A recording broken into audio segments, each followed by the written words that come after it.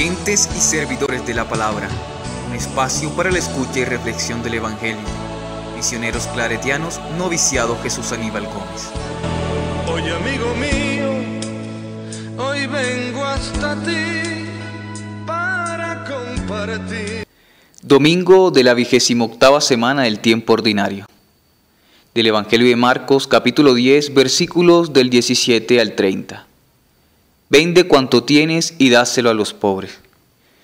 En aquel tiempo, cuando salía Jesús al camino, llegó uno corriendo, se arrodilló ante él y le preguntó: Maestro bueno, ¿qué debo hacer para heredar vida eterna? Jesús le respondió: ¿Por qué me llamas bueno? Nadie es bueno fuera de Dios. Conoces los mandamientos: no matarás, no cometerás adulterio, no robarás, no jurarás en falso, no defraudarás, honra a tu padre y a tu madre. Él le contestó: Maestro, todo eso lo he cumplido desde la adolescencia. Jesús lo miró con cariño y le dijo: una cosa te falta. Ve, vende cuanto tienes y dáselo a los pobres, y tendrás un tesoro en el cielo. Después sígueme. Ante estas palabras se llenó de pena y se marchó triste, porque era muy rico. Jesús, mirando alrededor, dijo a sus discípulos: difícilmente entrarán en el reino de Dios los que tienen riquezas. Los discípulos se asombraron de lo que decía, pero Jesús insistió: qué difícil es entrar en el reino de Dios. Es más fácil para un camello pasar por el ojo de una aguja que para un rico entrar en el reino de Dios.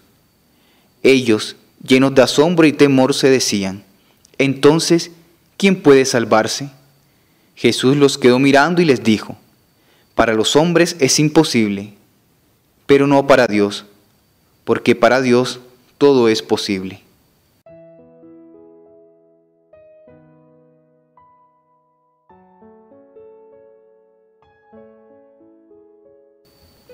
El Evangelio de hoy nos dice que Jesús sale de camino. Al instante, uno sale corriendo y se arrodilla ante él. El texto nos hace sentir la urgencia del personaje por encontrarse con Jesús en medio de una profunda inquietud existencial: ganar la vida eterna. Dirigiéndose a Jesús, le llama Maestro bueno, a lo que Jesús responde que solo Dios es bueno. Jesús rehúye a toda alabanza, tiene claro que todo cuanto hace es para que la bondad del Padre sea conocida, alabada y glorificada. En un segundo momento de este encuentro, el hombre le pregunta a Jesús: ¿qué debo hacer para entrar en la vida eterna? Jesús le recuerda los mandamientos, esos que de seguro aprendió desde pequeño. El hombre le responde que todo lo ha cumplido a cabalidad. Jesús entonces lo mira con cariño, expresa con su mirada el amor entrañable por ese hombre en búsqueda, cree en su buena voluntad de ir más allá de lo prescrito por la ley, que es lo que precisamente busca Jesús: ir más allá, es decir, que hagamos más cosas por amor y convicción que por mero cumplimiento y retribución. En un tercer momento, Jesús le dice al hombre, desentrañando quizá su apego y egoísmo ante los bienes materiales, que estaban escondidos en su pregunta sobre la vida eterna: una sola cosa te falta.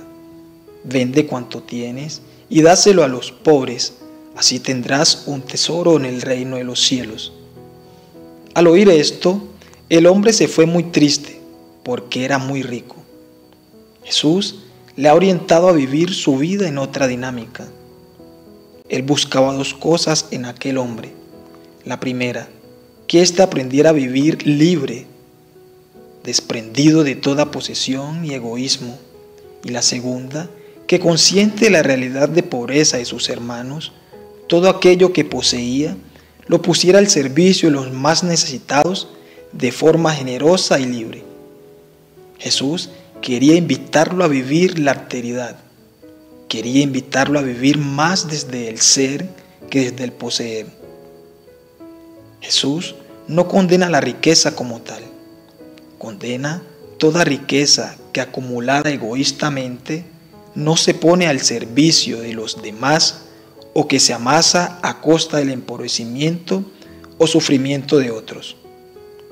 Jesús tampoco condena al rico por ser rico, condena toda actitud egoísta de aquellos que con su riqueza pueden ayudar solidariamente a los más necesitados y no lo hacen.